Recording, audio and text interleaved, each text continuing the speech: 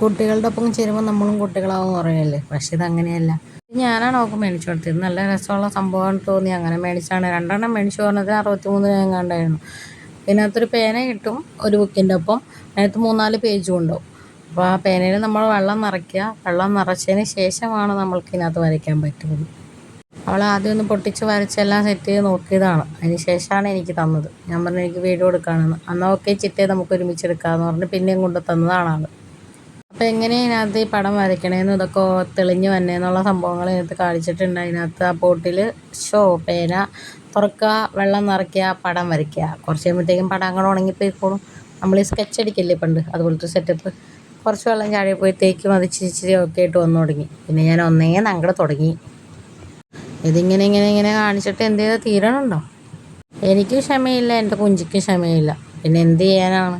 അത് തന്നെ ഓരോരോ സാധനങ്ങൾ നശിപ്പിക്കണേ കാണിച്ച് കൊടുക്കരുതല്ലോ എന്ന് വിചാരിക്കും. പിന്നെ എനിക്ക് ഇതാണെങ്കിൽ ഇതിന് മാത്രം ഇരുന്ന് വരയ്ക്കാനുള്ള സാധനമുണ്ടോ? വരച്ച് വരച്ച് വരച്ച് വരച്ച് എവിടെ എത്തണില്ല. ഇത് പിള്ളേരെ പിടിച്ചെടുത്താനുള്ള സാധനമല്ലേ, വരച്ചാൽ തീരണ്ടേ? നമുക്കങ്ങനെ പറ്റില്ലല്ലോ. എന്നാലും പിന്നെ അതിനെ ഇതൊന്നും പഠിപ്പിക്കരുതല്ലെന്ന് വെച്ച് ക്ഷമയുടെ നെല്ലിപ്പലക കണ്ട് ഞാൻ അങ്ങ് തുടങ്ങി വരയ്ക്കൽ. പിന്നെ ഞാൻ ഇതിനെക്കുറിച്ച് എക്സ്പ്ലെയിൻ ചെയ്തുകൊണ്ടിരിക്കുക. ഇത് തെളിഞ്ഞ് വരണ്ടേ, കുറച്ച് കുറച്ചായിട്ടാണ് ഞാൻ കാണുകയും ചെയ്യുന്നുണ്ട്. എന്താണ് ഇതിൻ്റെ സയൻറ്റിഫിക് വശം എന്നറിയില്ല, അതിന് കണ്ടുപിടിക്കണം. അതന്വേഷിച്ച് പോകണമെങ്കിൽ കുറച്ച് ബുദ്ധിയൊക്കെ ആലോചിച്ചൊക്കെ എടുക്കേണ്ട സമയവും കാര്യങ്ങളായതുകൊണ്ട് വേണ്ട തട്ടിക്കൂട്ട് കാര്യങ്ങളിലേക്ക് കടന്നു വെച്ചു. ഇതിങ്ങനെ കാണുന്ന ഓരോ സാധനങ്ങളെക്കുറിച്ച് ഞാൻ അറിയാവുന്ന പോലെ എക്സ്പ്ലെയിൻ ചെയ്യുകയാണ്. പിള്ളേർക്കാണെങ്കിൽ ആ ഒടുക്കത്തെ സംശയം, കുഞ്ചിയുടെയൊക്കെ സംശയം വല്ലാത്ത സംശയമാണ്. പിന്നെ എനിക്കാണെങ്കിൽ മടുത്തു തുടങ്ങി. എന്നാലും ഞാനിങ്ങനെ എക്സ്പ്ലെയിൻ ചെയ്ത് കൊടുക്കുകയാണ്. ഇതിങ്ങനെയാണ് അങ്ങനെയാണ്, കുറച്ച് ക്ഷമ വേണം, എന്നാലാണ് നമുക്കൊരു ക്യൂരിയോസിറ്റി വേണം, എന്നാലാണ് നമുക്കിത് കണ്ടുപിടിക്കാനുള്ള ഒരു ത്വര ഉണ്ടാവുള്ളൂ. നമുക്ക് കണ്ടിട്ട് അതങ്ങ് വരച്ച് കിട്ടുമ്പോൾ കിട്ടുന്നൊരു സംതൃപ്തി ഉണ്ടല്ലോ എന്നൊക്കെ പറഞ്ഞ് ഞാനിങ്ങനെ ആളെ കൺവിൻസ് ചെയ്തുകൊണ്ടിരിക്കുകയാണ്. ആൾക്കും ദേഷ്യം വന്നു തുടങ്ങി. ഇത് എന്ത് ചെയ്താൽ തീരണില്ല, പടം ഫുള്ള് കാണണ്ടേ. മുകളിൽ നിന്ന് സ്കെച്ച് ചെയ്ത് താഴെ എത്തുമ്പോഴത്തേക്കും മുകളിൽ തുടങ്ങും. ഇനിയിപ്പോൾ താഴത്തേക്ക് സ്കെച്ച് ചെയ്ത് വരുമ്പോഴത്തേക്കും മുകളിൽ നിന്ന് പടം തുടങ്ങിപ്പോയല്ലോ. ക്ഷമയിന് ഒട്ടുമില്ല, കാത്തിരിക്കാൻ അത്ര കൂടി പറ്റില്ല. എന്തേലും ആവട്ടെ എന്ന് വിചാരിച്ച് പണ്ടാരം അങ്ങോട്ട് തുറന്നിട്ട് അതിനകത്തിരുന്ന വെള്ളം അതിൻ്റെ ഉള്ളിലേക്ക് വെച്ചു. എന്താ അല്ലേ, ഓരോരോ തോന്നലാ മനുഷ്യന്.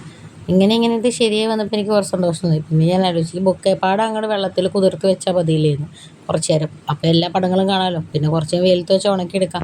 പിന്നെ ആ ബുദ്ധി ഞാൻ പറഞ്ഞു കൊടുത്തില്ല. അതെങ്ങാനും പറഞ്ഞു കൊടുത്താൽ ഇതിനെ അറിയാലോ, ഇതത് ചെയ്ത് കളയും.